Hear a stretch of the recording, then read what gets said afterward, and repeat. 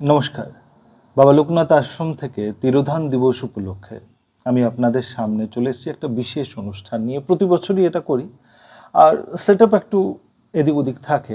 বছরে কিছু তো চেঞ্জ দরকার আছে। মন্দির প্রাঙ্গণেই বসে আপনার সাথে আশ্রমে আজকে এই ভিডিওটি আপনাদের জন্য নিয়ে আসছি। আশা করছি যে এই ভিডিওটার মাধ্যম থেকে আপনারা সেই জিনিসগুলোর থেকে পর্দাটা ভালো করে নিজের থেকেই সরাতে পারবেন, যে পর্দাটা অনেক দিন ধরে পড়ে রয়েছে। এই তিরোধান দিবসে আসল উদ্দেশ্য কি আমাদের? হ্যাঁ, জানি অনেক ভিডিও আছে তিরোধান দিবসে নিয়ে, অনেক কথা আছে, আমি অনেক করেছি, কিন্তু আজকে একটা বিশেষতম দিনে একটা বিশেষ জিনিস প্রতিটি ভক্তকে জানার বড় দরকার। যে বাবা, যিনি শিবকল্প মহাযোগী, কি প্রয়োজন ছিল তিনার?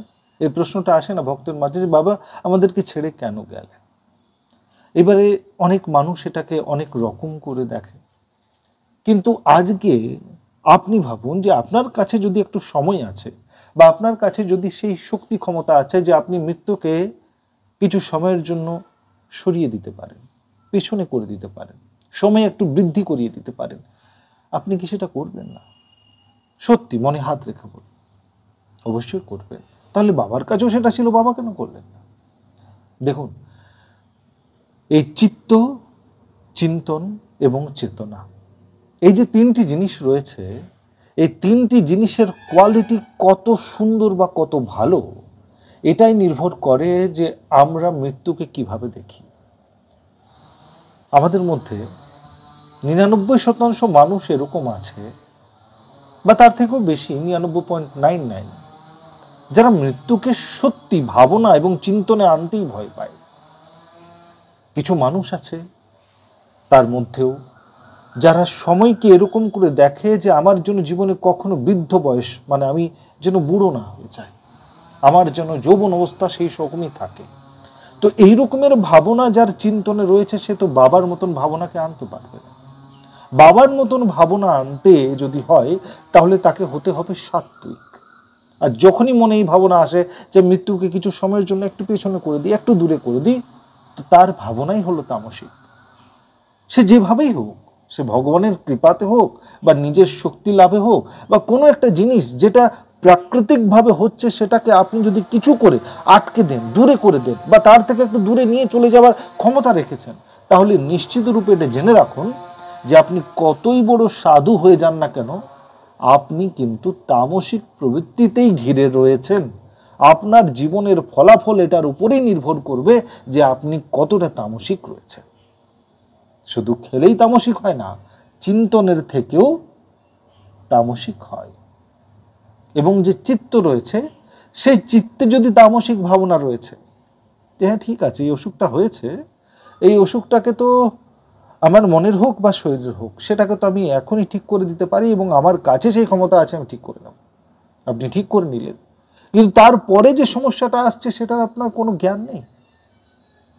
যখন প্রভু এবং ঈশ্বর বলে দিয়েছেন যে এটা তোমার সময়, এবারে তোমাকে যেতে হবে, সেই সময়টাকে তুমি যদি একটু বাতিল করে দিতে চাইছো ইন্ডিয়ান রেলওয়ের মতন, তাহলে তোমার চিত্ত তামসিক। এবার হলো চেতনা। তো যার চেতনাতে তামসিকতা ভাব আছে, সে মৃত্যুকে কিছু মনেই করবে না, সে বয়স বৃদ্ধিকে কিছু মনেই করবে না। একটা টার্ম এসেছে না, যে age is just a number. Number বলে কিছু হয় না।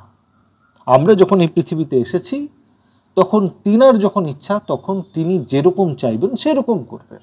এবং পুজোতে, প্রার্থনাতে, আপনিও যে লাইভ ভিডিওগুলো দেখছেন, সেখানেও এটা বড় পরিষ্কারভাবে আপনাদের সাথে রেখে দেওয়া হয় যে হে বাবা লোকনাথ, আমি অপরাধ করে দিন রাত, আমার মনে তামসিক ভাবনা এত রয়েছে যে আমি সেটা ক্যালকুলেট করে আপনার সামনে আজকেও রাখতে পারছি না, তাও তুমি আমায় ক্ষমা করো।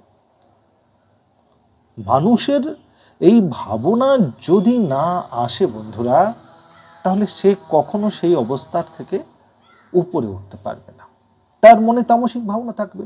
তো চিত্ত, চেতনা, চিন্তনে যারা রয়েছে তামসিক ভাবনা, সে কখনো মনে সাত্ত্বিক ভাবনাকে আনতেই পারবে না। আর যে তামসিক রূপে গ্রস্ত, সে মৃত্যুর সাথে কোনো রকমের কোনো আলাপ করতেই চাইবে না। কিন্তু মৃত্যু যে আসল সত্য, সেটা সাত্ত্বিক মানুষই বুঝতে পারে।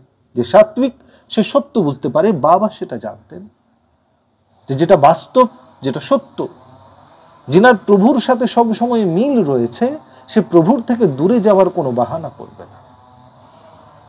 বাবা বললেন যে আমি অন্তরে দেখলাম ঈশ্বরকে। তো যখন অন্তরে ঈশ্বরকে দেখলেন, তখন যখন প্রভু এলেন যে এবারে তোমার সময় হয়েছে, তুমি চলো, তখন বাবা বললেন যে না, 5 মিনিট দাঁড়ান, আমি আসছি। না, এত দিনের তপস্যার এবারে ফলাফল আসতে চলেছে, আর আমি বলছি যে না 5 মিনিট আরো, এটা করা যাবে না। তো বাস্তবতার সাথে সত্যের মিল তখনই ঘটে যখন মানুষ সেই সত্যটাকে বুঝতে পারে। আর সেই সত্যটাকে বোঝার জন্য দরকার রয়েছে সাত্বিক ভাবনার। আর এই সাত্বিক ভাবনা তবেই আসবে যখন চিত্ত চেতনা এবং কিসে, চিন্তনে, চিত্ত চেতনা এবং চিন্তনে আপনার সাত্বিক ভাবনা থাকবে, তামসিক ভাবনাকে আপনি দূরে করে দেবেন। আশা করছি এই ভিডিওর মাধ্যমে আমি আপনাদেরকে সেই জায়গাতে নিয়ে যেতে পারলাম যেখানে বাবার যে মনের মধ্যে প্রশ্নগুলো আপনার ভক্তি ভরা মনে জাগ্রত হয়, সেগুলো দূরে হলো। এরকমই ভিডিও আমি করি। আপনি চাইলে এই ভিডিওটিকে বাবার ভক্তদের সাথে শেয়ার করতে পারেন, লাইক করতে পারেন। আবার দেখা হচ্ছে একটা অন্য ভিডিওতে। জয় বাবা মঙ্গলকারী, লোকনাথ ব্রহ্মচারী।